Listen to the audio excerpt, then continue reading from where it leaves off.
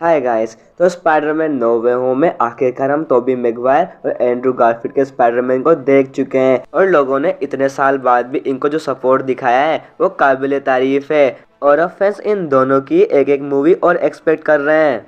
लेकिन अगर नो वे होम ने किसी स्पाइडरमैन को रातों रात फेमस किया हो तो वो है अपने एंड्रू गारफील्ड का स्पाइडरमैन, क्योंकि एंड्रू गारफील्ड के स्पाइडरमैन ने सबसे ज़्यादा क्रिटिसिज्म झेला है। और आज के इस वीडियो में हम बात करेंगे कि एंड्रू गारफील्ड के स्पाइडरमैन को इतना क्रिटिसिज्म क्यों मिला। तो मेरा नाम है निखिल पांचाल और फालतू की बातें बंद करते हैं और शुरू करते हैं यह वीडियो।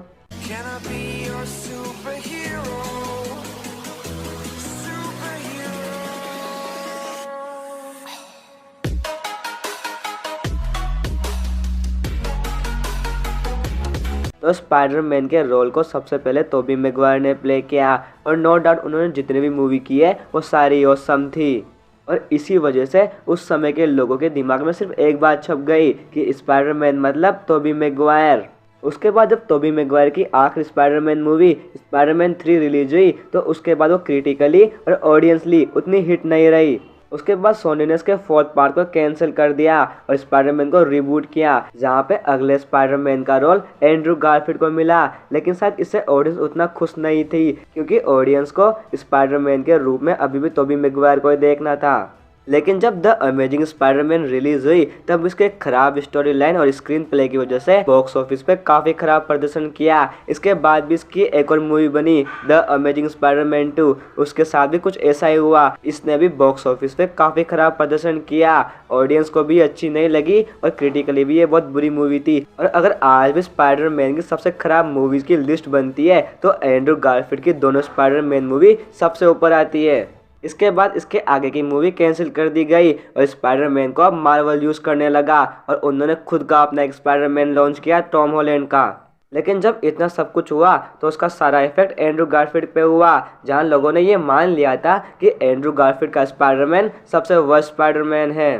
तो क्या सही में एंड्रू गारफील्ड एक वर्स्ट स्पाइडरमैन है? किसी भी एक्टर का एक मूवी में क्या काम होता है कि वो सबसे बेस्ट परफॉर्मेंस दे, एक ऐसी परफॉर्मेंस जो लोगों के दिल और दिमाग में छप जाए, एक ऐसी परफॉर्मेंस जिसमें लोग आपको मानने लगे कि जो स्क्रीन में है वो रियल में वही है। और एंड्रू गारफील्ड ने ऐसी परफॉर्मेंस दी थी। जब वो पीटर पार्कर के रूप में होते थे तब उनका एक एक सीन इतना प्योर लगता था कि आप उन पे नज़र नहीं हटा पाओ, और जब वो स्पाइडरमैन बनता था तब तो बात ही कुछ अलग थी। मैं पर्सनली बताऊं तो मुझे टोबी मैगवायर और टॉम हॉलैंड में अगर कोई स्पाइडरमैन के रूप में सबसे ज़्यादा अच्छा लगता है तो वह एंड्रू गारफील्ड का स्पाइडरमैन, क्योंकि उनकी जो एक्टिंग स्किल है वो उनके मास्क के पीछे भी नजर आती थी।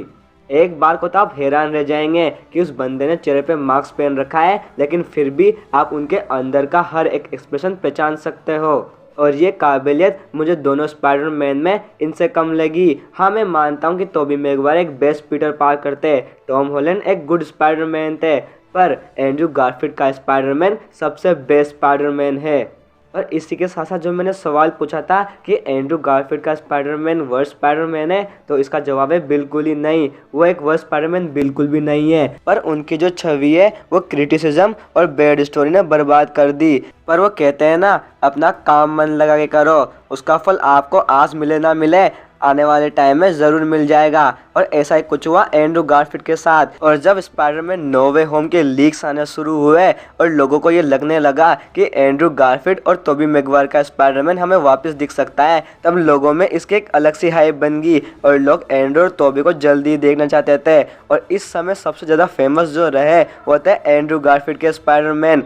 और इस मूवी से जुड़े क्वेश्चनों को उन्होंने डिनाई किया और लोगों को यही बात हिट कर गई। अब लोग उन्हें इस मूवी में देखना चाह रहे थे और जब मूवी में उनकी एंट्री हुई तब सीरियसली लोगों का उनके प्रति एक क्रेजीनेस वाला रिएक्शन आया, जहाँ पे लोग उनको देख के पागल हो रहे थे और खुशियाँ मना रहे थे। ये मूवी टॉम हॉलैंड की थी, लेकिन इस पूरी मूवी की लैमलाइट एंड्रू गारफील्ड ने अपनी ओर खींच ली थी। और इस मूवी में एक सीन ऐसा है जहाँ पे एंड्रू गारफील्ड का स्पाइडरमैन टॉम और टोबी से बोलता है आई लव यू गाइस। ये सीन उन्होंने खुद ने इम्प्रोवाइज किया था और उनका कहना है कि वो टॉम और टोबी से बोल रहे हैं कि वो उनके फेवरेट स्पाइडरमैन है और वो बताना चाह रहे हैं कि ऑडियंस की तरह वो भी उन्हें पसंद करते हैं। और इसी के साथ साथ इस मूवी में दिखाया गया उनका हर एक सीन इतना ज़्यादा प्योर और इंगेजिंग था कि वो दिखाना चाहते हो कि उनको अगर सही सपोर्ट मिल गया तो वो बता देंगे कि वो भी एक बेस्ट स्पाइडरमैन है। और लोगों को उनकी ये बात समझ में आ गई। मूवी से निकलते ही किसी स्पाइडरमैन की सबसे ज़्यादा हाइप जब बाहर हुई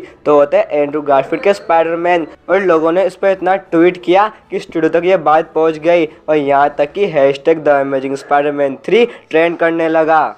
और अब ऐसी रिपोर्ट चल रही है कि मार्वल और सोनी मिलके इस पे आगे प्लान बना रहे हैं।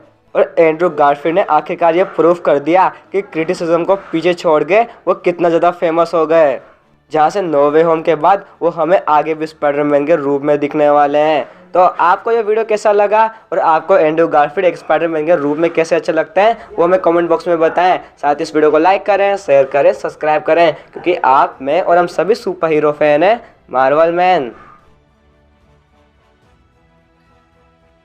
अगर आपको मेरी वीडियो पसंद आती है और आपको मुझे कहीं और भी फॉलो करना है तो मैं यहाँ हूँ।